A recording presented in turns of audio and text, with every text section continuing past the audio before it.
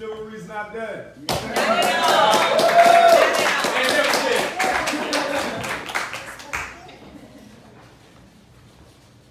First, I'd like to thank Nikisha for, Nikisha, I'm messing this all over. That's all right.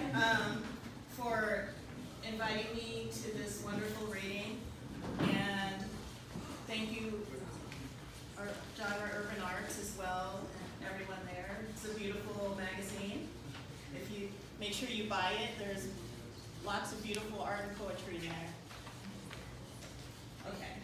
My pain is sculpted into art for you to consume. Here is my pain.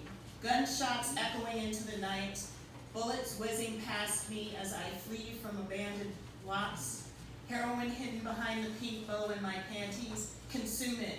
Here is my pain. Switch-marked weapons, the smell of PCP, a black man dead in a Texas creek, consume it. This is my pain. My mother beaten black by my father beaten blue by police over my voice, consume it. This is my pain. My furniture pushed past the sidewalk while LA marshals watched and my friends stared, consume it. This is my pain. Getting stopped by police for mumbling reasons, getting searched without cause, being followed in fear, consume it. This is my pain. Watching my black mother die while white women live with the same thing, seeing my tiny baby thrive among fat white babies, consume it. This is my pain. Watching black babies die, consume it. This is my pain. Watching black boys die, consume it. This is my pain. Watching black men die, consume it. Discuss it. Write it. Allow it to give you verbal diarrhea on CNN, MSNBC, and Fox News. Give it a Black Lives Matters hashtag, and then do absolutely nothing.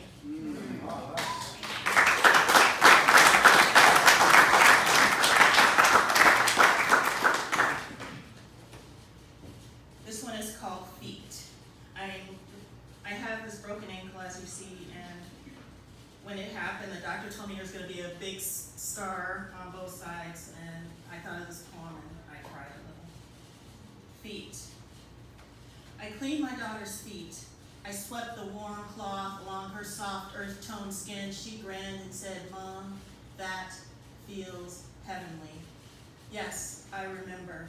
Lying on the bed like a doll filled with sand, too fatigued to move, I played hard that day, slightly waking to feel the warm cloth on my feet, mother washing the day's dirt away, and yes, that felt heavenly.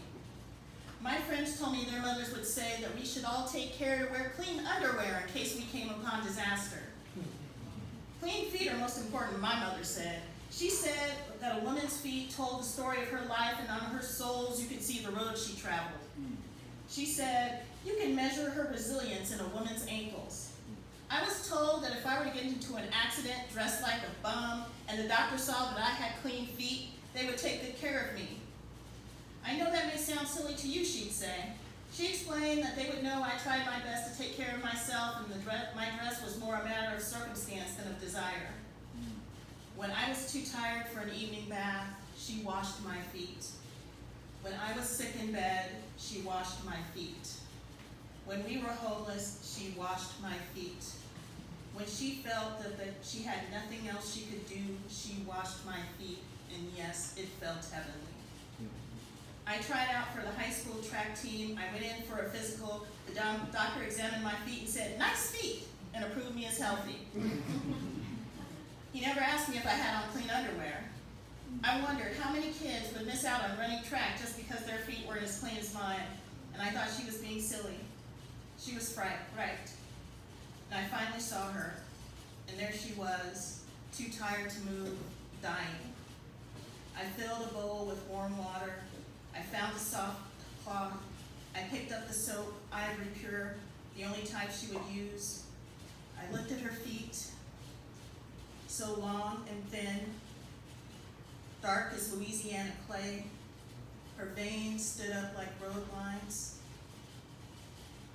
a road map to the bayou. I washed her feet. Her feet carried heavy burdens. She walked many miles for many years. She said, "That feels heavenly." I replied, "Yes, I remember."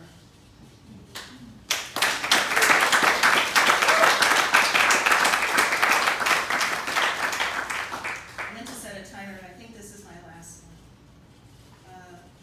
This one, I used to live in St. Louis, and I went to St. Louis University. People often ask me about my experience there, and I always say St. Louis gave me a very fine education. And that's pretty much all I can say about the place. It's just horrible. After Ferguson. If I sit and write a poem about the injustice of it all, what would it change really? If I tried hard enough, people would probably like it on Facebook and call it insightful. I'm sure if I worked a little harder, maybe revised it once or twice, maybe someone would be moved to tears, but what would that change?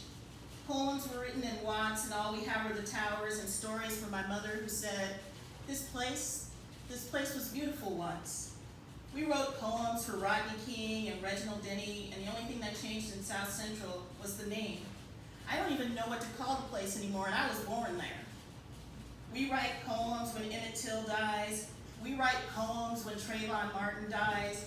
Jordan Davis dies, and we write poems. Michael Brown dies, and we write poems. White men kill black men, and we write poems.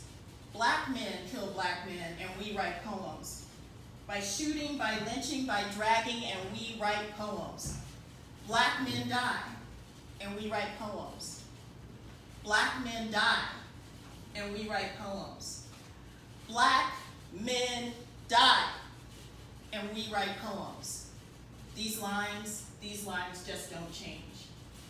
Thank you very much.